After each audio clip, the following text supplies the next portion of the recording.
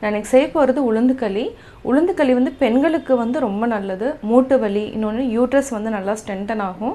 இதை வந்து என்ன உடைச்ச, அதாவது கருப்பு உளுந்து தான் நான் எடுக்க போகிறேன். இதை வந்து நல்லா நல்லா வாஷ் பண்ணிவிட்டு ட்ரை பண்ணிவிட்டு அதுக்கப்புறம் வந்து நல்லா பொன்னிறமாக வறுத்துட்டு பொடி பண்ணி தான் நம்ம செய்ய போகிறோம். வாங்க எப்படி செய்கிறதுன்னு பார்க்கலாம். நான் இன்றைக்கி செய்ய போகிறது உளுந்து களி.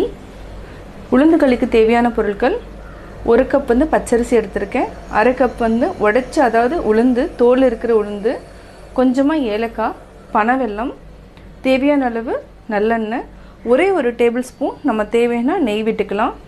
ஃபஸ்ட்டு வந்து இது அரிசி வந்து நான் நல்லா கழிஞ்சிட்டு நான் வந்து துணியில் போட்டுட்டு கொஞ்சம் வெட்டாக தான் இருக்குது. அதே மாதிரி உளுந்தும் நான் வந்து தண்ணியில் போட்டு நல்லா கழிஞ்சிட்டு இதை வந்து கொஞ்சம் ட்ரை பண்ணி வச்சுருக்கிறேன். இதுவும் வெட்ட, இது ரெண்டையும் நம்ம ஃபஸ்ட்டு அரைக்கணும். இப்போ எப்படி செய்கிறதுன்னு பார்க்கலாம். ஃபஸ்ட்டு நம்ம கொஞ்சமாக தண்ணி விட்டு இந்த பனவெல்லத்தை போட்டு நல்லா கரைச்சி வடித்து எடுத்து வச்சுக்குவோம்.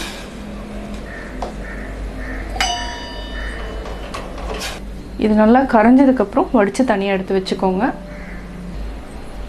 அடுத்து நம்ம பச்சரிசியும் உளுந்தையும் தனித்தனியாக வறுத்து எடுத்துக்கலாம்.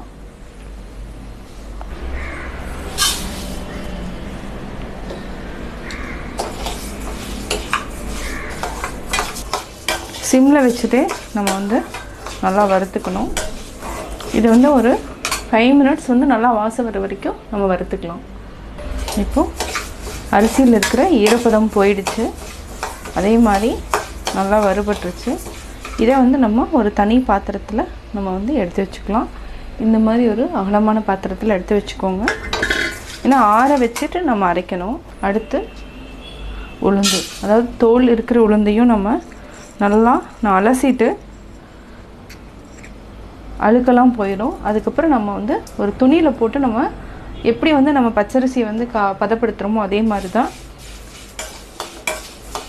இதை வந்து ஒரு 5 மினிட்ஸ் வந்து சிம்மில் வச்சுட்டு நல்லா வறுத்துக்கோங்க.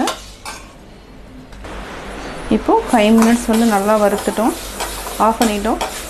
கொஞ்சம் லைட்டாக நல்லா அந்த வாசம் வர வரைக்கும் நம்ம வறுத்துட்டு இப்போ வந்து இதை வந்து அரைச்சிக்கலாம். இது நல்லா வந்து அரைச்சதுக்கப்புறம் நம்ம மண் பாத்திரத்தில் இப்போ செய்யலாம். இப்போ நம்ம மண் பாத்திரம் வச்சாச்சு.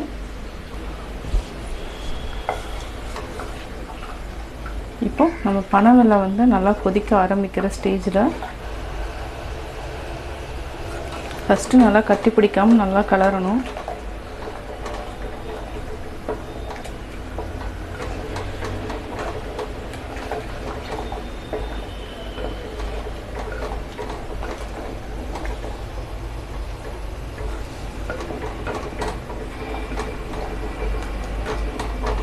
இப்போ வந்து நம்ம சிம்மில் வச்சுட்டு நல்லா கலரிகிட்டே இருக்கலாம்.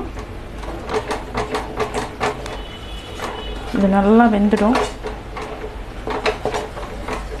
இது வந்து ஒரு 5 to 10 மினிட்ஸ் வந்து நல்லா கலரிட்டு லைட்டாக வந்து நம்ம ஒரு 1/2 டம்ளர் வந்து தண்ணி ஊற்றிட்டு நம்ம மூடி வச்சிட்டோம்னா நல்லா வெந்துடும். அவ்வளோதான். இப்போ உளுந்துக்களி வந்து ஆல்மோஸ்ட் வெந்துடுச்சு. அதுவும் என்னென்னா இதில் மண் பாத்திரத்தில் கலர்றதுனால நல்லா வாசனையாகவும் இருக்கும். இப்போ வந்து நம்ம லைட்டாக நல்லெண்ணெய் ஆட் பண்ணிக்கலாம்.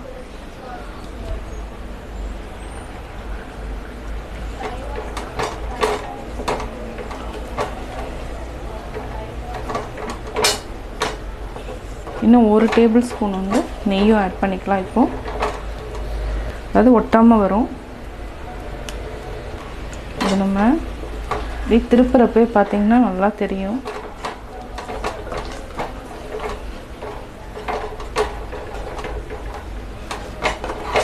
மூட்டு வலி இருந்ததுனாலும் இந்த களி சாப்பிட்டா நல்லா கேட்கும். ஏன்னா தோல் இருக்கிறதுனால இதில் நிறைய சத்துக்கள் இருக்குது உளுந்தில்.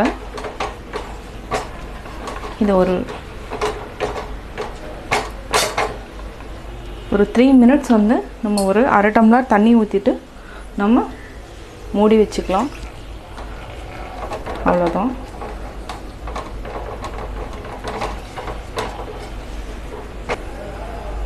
இப்போ நான் ஏலக்காய் போட்டுக்கிறேன்.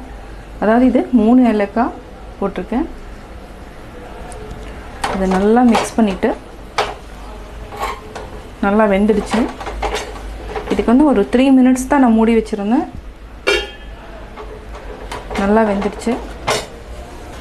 நிறுத்துகிறப்போ ஒரே ஒரு டேபிள் ஸ்பூன் வந்து நல்லெண்ணெய் ஆட் பண்ணிவிட்டு நம்ம நிறுத்திக்கலாம். இப்போ ஆஃப் பண்ணிடலாம். இப்போ உளுந்துக்களி ரெடி ஆகிடுச்சு. சுவையான உளுந்துக்களி ரெடி.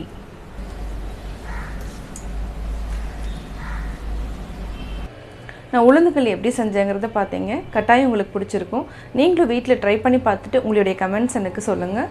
பிடிச்சிருந்தா லைக் பண்ணுங்கள். மறக்காமல் எங்கள் சேனலை சப்ஸ்கிரைப் பண்ணுங்கள்.